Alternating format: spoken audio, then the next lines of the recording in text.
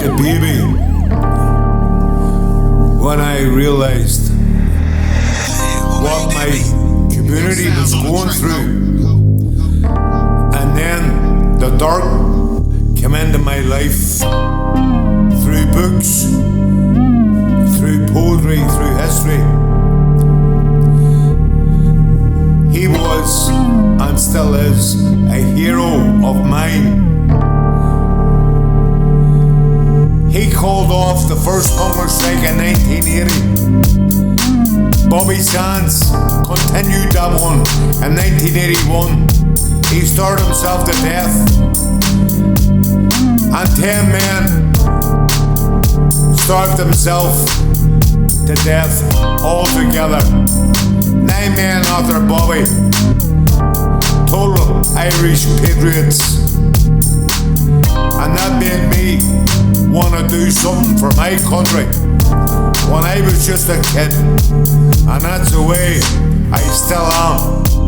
I seen Roy at the bar out in Lanzarote. We locked eyes and it could have been beef. He came over and said, "Why are you pulling me?" He told me that he's dead on. I said, "What does that mean?" He repeated it, he told me again. And Grania was there, that's his wife. He was approaching. We argued for like 5 minutes. It could have been a fight. But then we sat down and drank drinks all night.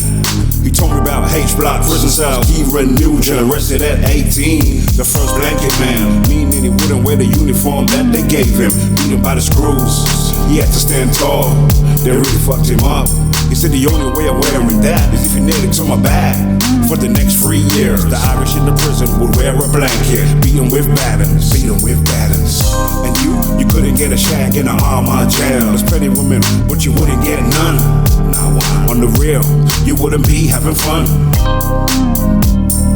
IRA women in the prison, they did the same thing just to survive. Abused by the screws every day. Margaret Thatcher wasn't that nice. She put out hits, they hid behind bushes. Touts gave out info just to get people killed. I don't really like the things that they did to the Irish people. Made them all suffer and made them feel pain. And it had to change. Do you say H or do you say H?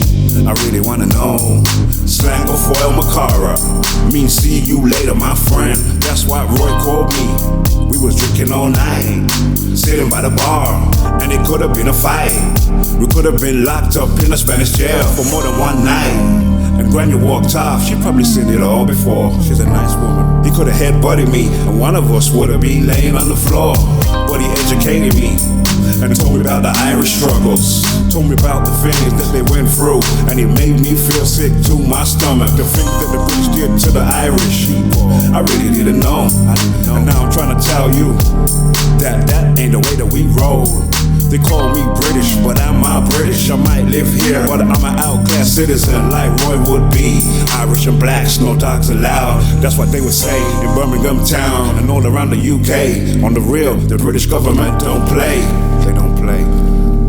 And there's still no peace today, but it's a little bit better from back in the days. But I can't forget the dark and the struggle to survive. So with these flows, I'll bring you the light. Can't forget about the Celtic Football Club, going strong since 1888. Kicking football, and they're doing it great. Yeah, they're doing it great. Hat trick, don't be late.